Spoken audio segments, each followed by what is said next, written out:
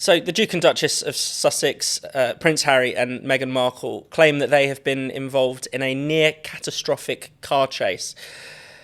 They say there was paparazzi chasing them relentlessly, a relentless pursuit for almost 2 hours, and it actually came to many near collisions.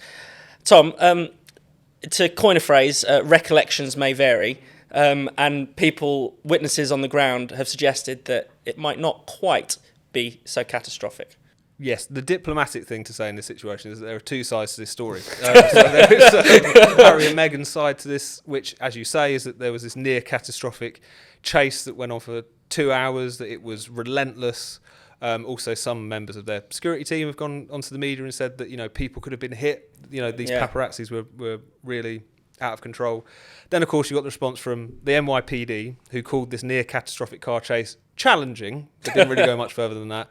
You had New York's Mayor Eric Adams, who said he struggles to believe that you could even have a 2-hour car chase around Lower Manhattan. Yeah. And if anyone has ever been to Manhattan or to any major city... You wouldn't have gone very far, to say the least. Not at all. Yeah. I mean, it would have been a car chase at about 7 miles an hour or something. So that, again, has stretched credibility. One of the cab drivers who was taking them around for at least a portion of their journey said he wouldn't call it a car chase, and while they all look understandably quite nervous, who wants to be harassed by paps, obviously, that it didn't really stack up.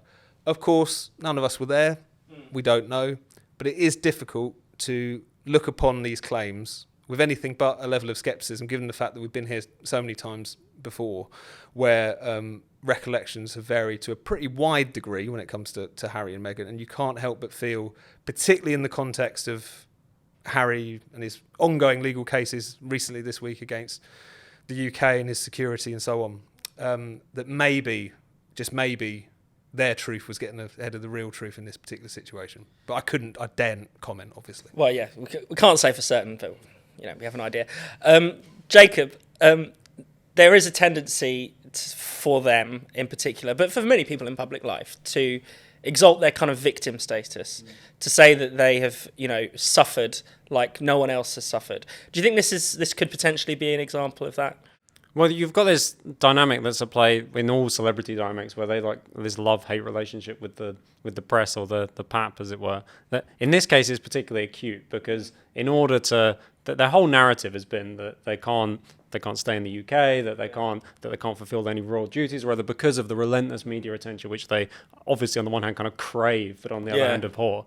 And this just seems like another extension of it. It's very convenient that it comes hot on the heels of the coronation, and that you feel that they maybe have been out of the limelight for not long enough. It also, to me, it has slightly macabre undertones, in that there's this sense that they want to draw on some of the legacy of Diana's relationship with the press, which I find, it speaks to this whole kind of weird Freudian thing that Harry's got going on, that was in evidence in the memoir. So that there's almost a sense that they need to continue funneling this Diana-like macabre energy in order to give them this credibility. So it's almost worse. It's worse than it just being a victimhood complex. There's this kind of persecution Freudian complex going on.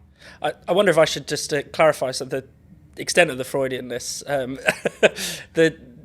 He talks about in Spare, among many other things, actually being reminded of his mother when he's applying this cream to his frostbitten royal member, which is, too much information, I guess.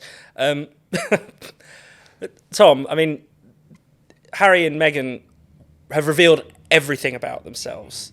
They have relentlessly emptied out every skeleton in their closet, and their families too. And yet they crave privacy above all else, apparently. Well, I think that's the thing, because they've never really been in search of privacy. What they've wanted is to be able to control what people say about them, or to push back very heavily against what people say about them, or not to have to put up with the kind of paparazzi that, when you're that much of a kind of megastar, that you do, unfortunately, have to put up with. There's an added irony in all of this, in the fact that, and many kind of media reporters, media commentators who talk a lot about the media and how they cover the royals have pointed this out, was that in terms of things like paparazzi and that kind of intrusion, is that's actually calmed down a lot, particularly in relation to the royals. Since Leveson, also the kind of post-Diana experience in general, there was a genuine kind of reassessment of all of those kinds of tactics and so on. And so, if anything, they're more exposed to this kind of stuff in the US rather than here, which is ironic given the fact that they felt they had to leave Britain in order to get away from all this horrible media and so on. But so much of this is just about not wanting to have to put up with... They want the media on their terms. They just don't want the media not on their terms. And I think that's just underpinned so much of this whole circus and what has made them so ripe for ridicule, because you've got, again, this couple who are never out of the media, who are obviously very conscious. I mean, in a sense, their whole role now is as glorified influencers, essentially. Meghan was there collecting her award for being a kind of leading feminist light. Women of Vision, I think it was Women called, of Vision. which is a great description of her. Exactly. What that constitutes, we're never entirely sure. It's What visions is she having? vision straight into the mirror and back again. I mean, it seems to be largely talking about herself and her own exploits. Visions of exotic, high-octane car chases, I think. Apparently as well. so. Allegedly. Allegedly. But this is the thing about Harry and Meghan. And I think especially at this point in time, and one of the reasons I think this story began to either unravel or become a bit more complicated, depending on your perspective, the reason that happened so quickly is because even in America, which I never thought would happen this quickly, that level of skepticism towards them has started to grow.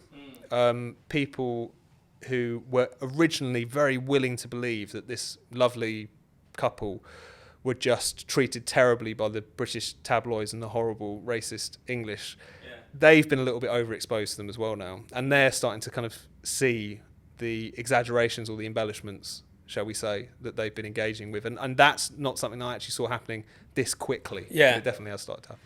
And to draw a kind of broader point out of it, Jacob, I mean, how can they get away with presenting themselves, this super rich couple, originally part of the British monarchy, as victims, as the most put upon people on earth, the people we should feel sorry for and pity. Yeah, well, as you noted, this speaks to the way in which victimhood is the currency of our elites, and that they need the kind of validation that's given to them by victimhood status, because they can't make any other kind of positive case. But there's also another serious point to draw out of this, which is that if you so self-consciously debase the public-private divide, if you so self-consciously try and bear every private detail, including like the most private of institutions, in a way, the monarchy, if you try and and your frostbitten penis, if you keep trying to put these things out into the public sphere, you are literally breaking down that one thing that gives you the security between when you're out on the street and when you're kind of in the privacy of your taxi or whatever it is, which is the public-private divide. And that's a very serious, kind of long-running problem that we